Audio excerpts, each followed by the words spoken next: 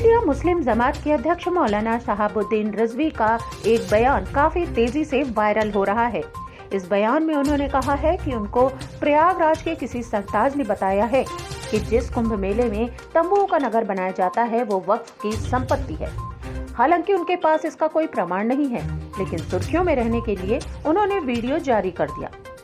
शहाबुद्दीन रिजवी के इस बयान पर अखाड़ा परिषद ने भी जवाब दिया है। पहले सुनिए मौलाना शहाबुद्दीन रिजवी का बयान। तो खुद प्रयागराज के जो मुसलमान हैं उनमें से एक सरताज नाम के हैं, उन्होंने इस बात की जानकारी दी और कहा, एलानिया तौर पर इस बात को कहा कि जो ज़मीन है, जिस ज़मीन पर, ज़मीन के बहुत सारे हिस्से पर जो शामियाने तंबू वगैरह लगाए गए हैं, इंतज़ामात किए गए हैं, मेला लग रहा है, ये वक्फ की ज़मीन है और वहाँ के मुसलमानों की ज़मीन है।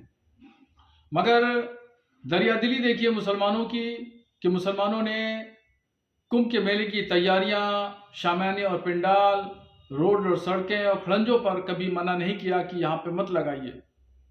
और तंग दिली देखिए अखाड़ा परिषद के लोगों की कि वो लोग जो है वो मुसलमानों के प्रवेश पर वहाँ पे ठेला लगाने, खोंचा लगाने से भी मना कर रहे हैं। कभी कुंभ में मुसलमानों को प्रवेश बंद करने तो कभी कुंभ में उनको दुकान न देने का मुद्दा तमाम लोग उठाकर सुर्खियां बटोर चुके हैं। लेकिन उस सब से आगे बढ़ते हुए मौलाना ने कुंभ नगरी की जमीन को ही वक्फ की बता दी।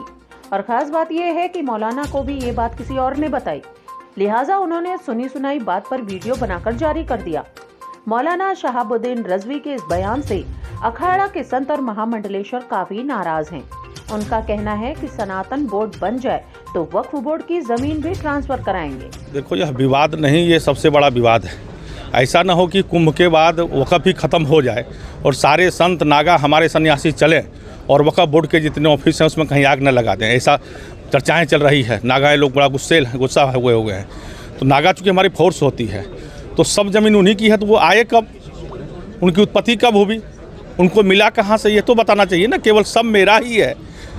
तो इसीलिए हम लोग कर रहे हैं कि सनातन बोर्ड की मांग जो है, सनातन बोर्ड में उसकी जितनी हिस्सेदारी है, उनका जितना ज़मीन है और मेरी जितनी हिंदुओं की संख्या उस हिसाब से उसका बंटवारा और 9 लाख एकड़ में हमको 6 लाख एकड़ जमीन मिले। हमारी सबसे बड़ी फौज नागा सेना है, संतों की सेना है जो सनातन पे काम करती है। मैं यही कहूँगा, जो हमसे टकराएगा वो चूर चूर हो जाएगा, चाहे वो पन्नू हो, चाहे वो कोई भी हो, जो हमसे दुश्मनी मोल लेगा हम उसको बख्शेंगे। कुंभ में हिंदू मुसलमान पर बयानबाजी पहले से चल रही थी। अब मौलाना शहाबुद्दीन रिजवी ने नया बयान देकर मुद्दे को हवा दे दी। अब समझने वाली बात यह है कि कोई कुछ भी बोले तो क्या, मौलाना या धर्मगुरु उसी की बात को कोट करके आगे बढ़ा देंगे, वो भी इतना संवेदनशील मुद्दा।